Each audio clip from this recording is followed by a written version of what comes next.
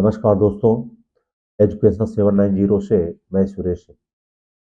दोस्तों, आज हम भारतीय काव्य शास्त्र के आगे की श्रृंखला को देखेंगे। इसके पहले 2 श्रृंखला ऑलरेडी अपलोड की जा चुकी है। जिन दोस्तों ने नहीं देखा है, वो जाकर के इसको देख सकते हैं, जो यूपीएससी, यूपी टीजीटी, पीजीटी के लिए बहुत इंपॉर्टेंट है और प्रश्न यहाँ से एग्जाम में आता ही है। आज देखेंगे प्रतिभा का संबंध किससे है। प्रतिभा का संबंध किससे है?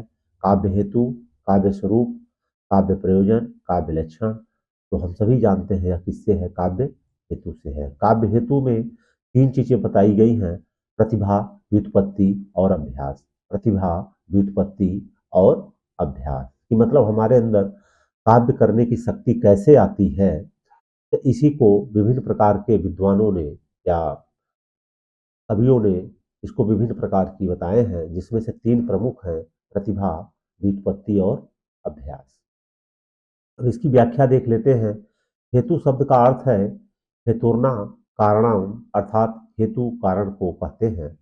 अतः काव्य हेतु का अर्थ हुआ काव्य की उत्पत्ति का कारण। किसी व्यक्ति में काव्य रचना की सामर्थ्य उत्पन्न कर देने वाले कारण काव्य हेतु कहलाते हैं। भारतीय काव्य शास्त्र में काव्य हेतु के 3 ही बताए गए हैं। क्या क्या है? प्रतिभा, व्युत्पत्ति, अभ्यास। काव्य ये तो हो गए काव्य हेतु, लेकिन इसमें हम देख लेते हैं कि काव्य प्रयोजन क्या होता है। तो काव्य या कविता किस लिए लिखी जाती है?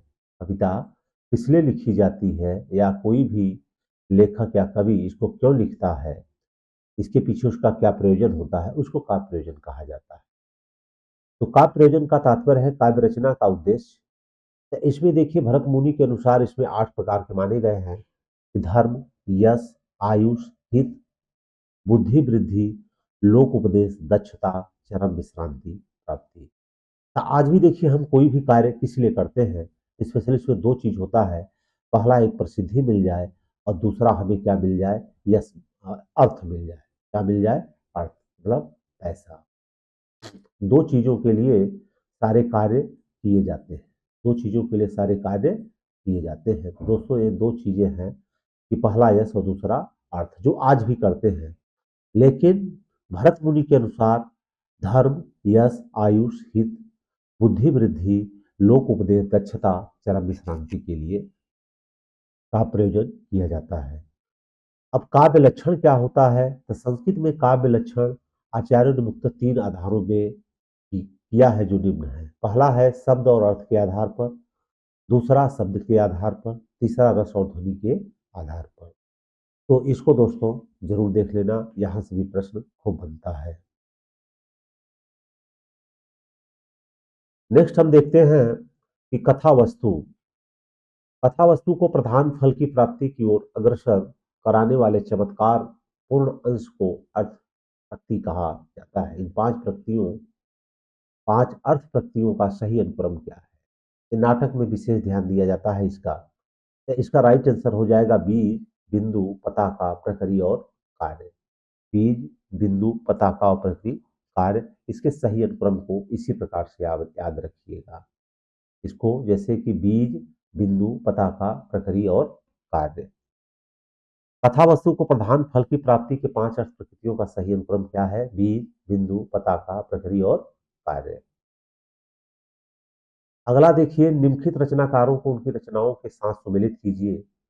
तो भरत का क्या है? हम सभी को पता है, नाट्य दर्पण। भरत का क्या है? भरत का क्या है? नाट्य शास्त्र। दर्पण नहीं, बल्कि इनका क्या है? नाट्य शास्त्र है। यहाँ हम देख लेते हैं, इसका राइट आंसर क्या हो जाएगा? ए। राइट आंसर क्या हो जाएगा? ए। मतलब ए का क्या हो जाएगा? नाट्य शास्त्र। ए का क्या हो जाएगा? नाट्य शास्त्र। और इसके बाद धनंजय का हो जाएगा 10 रूपक। धनंजय क्या हो जाएगा? 10 रूपक। और सागर नंदी का क्या हो जाएगा? सागर नंदी का हो जाएगा नाटक लक्षण रत्न कोश। नाटक लक्षण रत्न कोश। और इसके बाद रामचंद्र गुणचंद्र का हो जाएगा नाट्य दर्पण। इसको विशेष ध्यान दीजिएगा, क्योंकि नाट्य दर्पण और नाट्य शास्त्र में आपको कंफ्यूजन नहीं होना है। क्योंकि भरत की रचना जो है कौन सी है? नाट्य शास्त्र है। और रामचंद्र गुणचंद्र की रचना कौन सी है? नाट्य दर्पण। इस प्रकार से हमारा इसमें कौन सा विकल्प सही हो जाएगा? ये विकल्प सही हो जाएगा। एक बार हम इसको यहाँ भी देख सकते हैं। भरत की रचना कौन सी हो जाएगी? नाट्य शास्त्र। धनंजय की 10 रूपक, सागर नंदी की नाटक लक्षण रत्नकोश, रामचंद्र गुणचंद्र का हो जाएगा नाट्य दर्पण। और साहित्य दर्पण जो है किसकी है? विश्वनाथ की है। यह भी बहुत इंपॉर्टेंट है, ये कई बार एग्जाम में आया हुआ प्रश्न है कि साहित्य दर्पण किसकी रचना है? तो किसकी हो जाएगी? विश्वनाथ की। किसकी हो जाएगी? विश्वनाथ की। अब आगे देखिए, नाटक में जो प्रमुख प्रश्न बनता है, अर्थोपक्षेपक। अर्थोपक्षेपक के कितने प्रकार होते हैं? इसके भी कितने होते हैं? 5 ही होते हैं। जैसे उसमें हमने देखा था बीज बिंदु पताका प्रक्रिय, वह 5 थे। ऐसे अर्थोपक्षेपक के कितने प्रकार होते हैं? तो कितने होते हैं? 5 होते हैं। सृष्टि कथा वस्तु के साधनों को अर्थोपक्षेपक कहते हैं। ये 5 प्रकार होते हैं: विस्कंभक, प्रवेशक, चूलिका, अंक मुख या अंकास्य, अंकावतार। तो इसका मेन पूछता है क्रम। इस क्रम को विशेष याद रखिएगा। क्या पूछता है? क्रम। तो क्रम को याद रखना है। आगे देखिए, भरत मुनि के अनुसार नाट्य वित्तियों का सही क्रम क्या है? नाट्य वित्तियों का सही क्रम क्या है? तो इसमें पहला हो जाएगा भारती, सातवती, कैसिकी और आरभटी। भारती, सातवती, कैसिकी और आरभटी, इसका सी राइट आंसर हो जाएगा। ये नाट्य वृत्तियां हैं और इसका इन्होंने यहाँ पे सीक्वेंस दिया हुआ है। नेक्स्ट देखिए, कुछ कोटेशन है, ये बहुत इंपॉर्टेंट है और देखो कई बार नेट में पूछा गया है और नॉर्मल एग्जामों में भी तो पूछा गया है। इसमें देखिए, शब्दार्थों सहित काव्यम, एक इसकी हो जाएगी भामह की। इसकी हो जाएगी भामह की। वाक्यम रसात्मक काव्यम, ये हो जाएगा विश्वनाथ का। रमणीयार्थ प्रतिपादक शब्द काव्यम, ये हो जाएगा पंडित जगन्नाथ का। और मम्मट का हो जाएगा तद दोषौ शब्दार्थ और श्रवणान लंकित पुनः व अपि। ये किसकी रचना है? ये मम्मट की।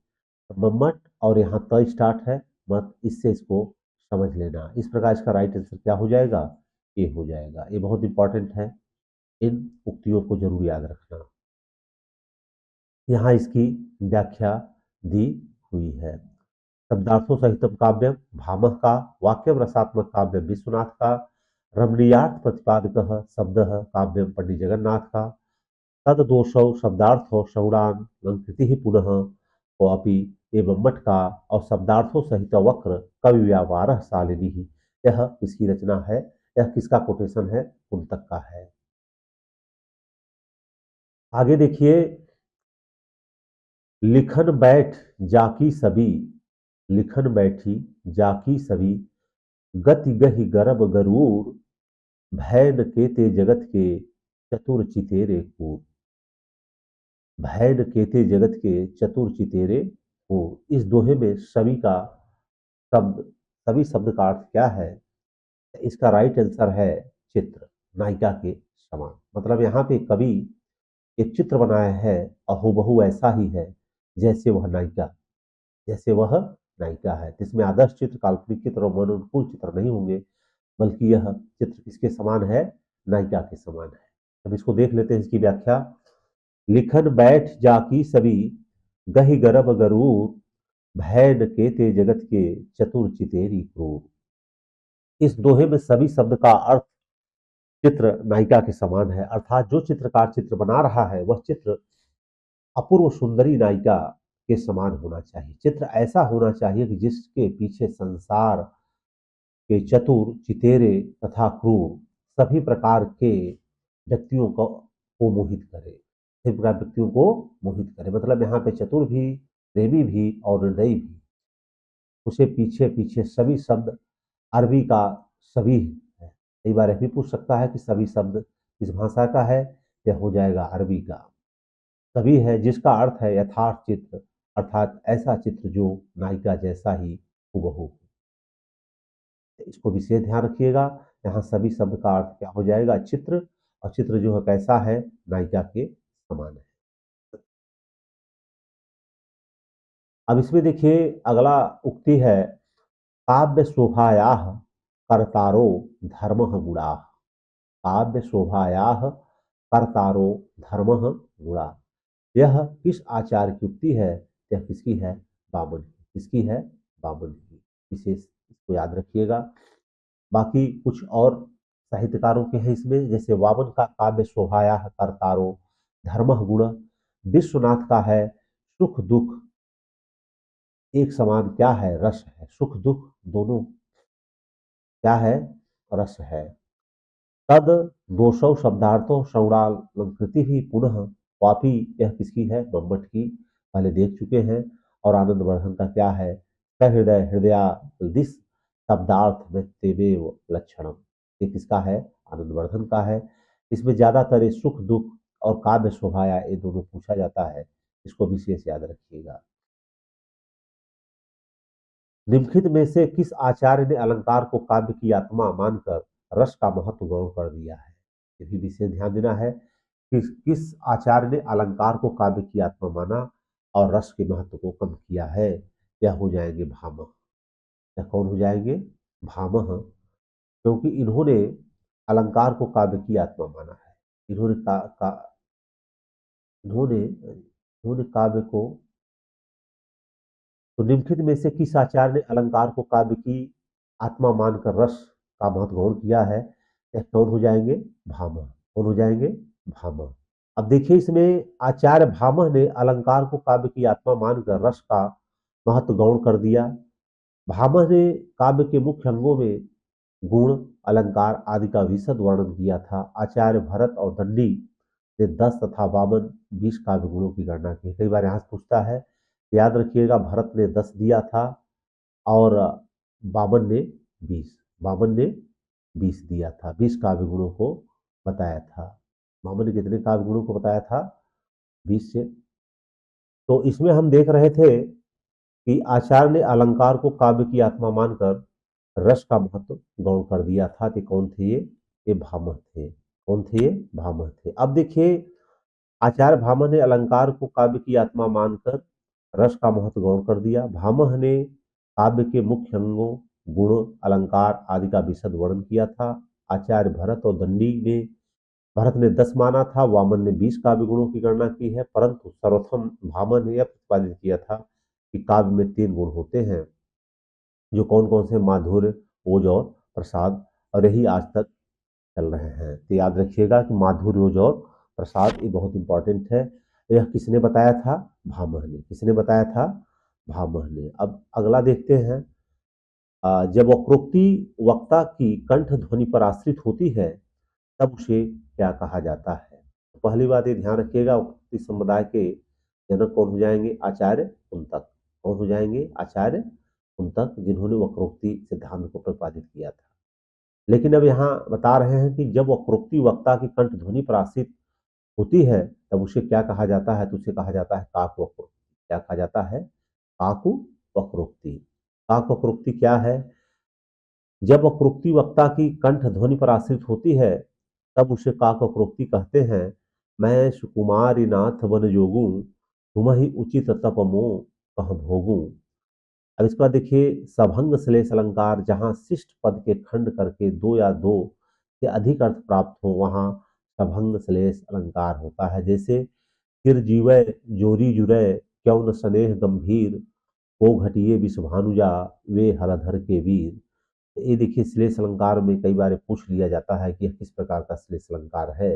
यहाँ सभंग श्लेष अलंकार लिखिएगा। अब इसके बाद अभंग श्लेष में क्या है? जहाँ श्रेष्ठ पदों का बिना खंड किए दो या दो से अधिक अर्थ प्राप्त हो वहां पे अभंग श्लेष अलंकार होता है। जैसे रहीमन पानी राखिए बिन पानी सब सून, और पानी गए न उबरे मोती मानुष सुन। ये याद रखिएगा, ये कई बार पूछा जाता है श्लेष अलंकार के उदाहरण में। नेक्स्ट देखिए, इनमें से कौन सा ग्रंथ आचार्य भामह का है? तो इसमें हम जानते हैं कि भामह का कौन सा है? काव्यालंकार। कौन सा है? काव्यालंकार। क्योंकि ध्वन्यालोक किसका हो गया? आनंद वर्धन का। ध्वन्यालोक किसका हो गया? आनंद वर्धन का। साहित्य दर्पण है विश्वनाथ का। और दंडी का है काव्यादर्श। यहाँ हम देख लेते हैं, काव्य अलंकार हो जाएगा भामह का, काव्यादर्श दंडी का, साहित्य दर्पण विश्वनाथ का और ध्वन्यालोकानंद वर्धन का। ये विशेष याद रखिएगा। अगला देखिए, नाटक के कथानक में कुछ दृश्य सूच्य होते हैं जो 5 प्रकार के इन सूच्य कथानकों का सही अनुक्रम है। तो इसमें सही अनुक्रम क्या होगा, इसको हम देख लेते हैं। इसमें देखिए सही अनुक्रम में क्या है, विस्कंभक, प्रवेशक, चूलिका, अंकास्य और अंका अवतार। इनको हम देख सकते हैं कि नाटक के कथानक में 5 प्रकार के दृश्य सूच्य होते हैं, विस्कंभक, प्रवेशक, चूलिका, अंकास्य और अंका अवतार। तो कई बार इनका सीक्वेंस लगाने के लिए पूछ लेता है, कई बार इनका सीक्वेंस लगाने के लिए पूछ लेता है। तो दोस्तों, ये आज की श्रृंखला थी। आज के लिए बस इतना ही। फिर मिलेंगे हम नेक्स्ट वीडियो के साथ। तो दोस्तों, चैनल को आप सब्सक्राइब करिए और वीडियो को लाइक करते रहिए, शेयर करिए, क्योंकि ये बहुत ही इंपॉर्टेंट प्रश्न है। बाकी आज के लिए इतना ही। जय हिंद, जय भारत। फिर मिलेंगे नेक्स्ट वीडियो के साथ।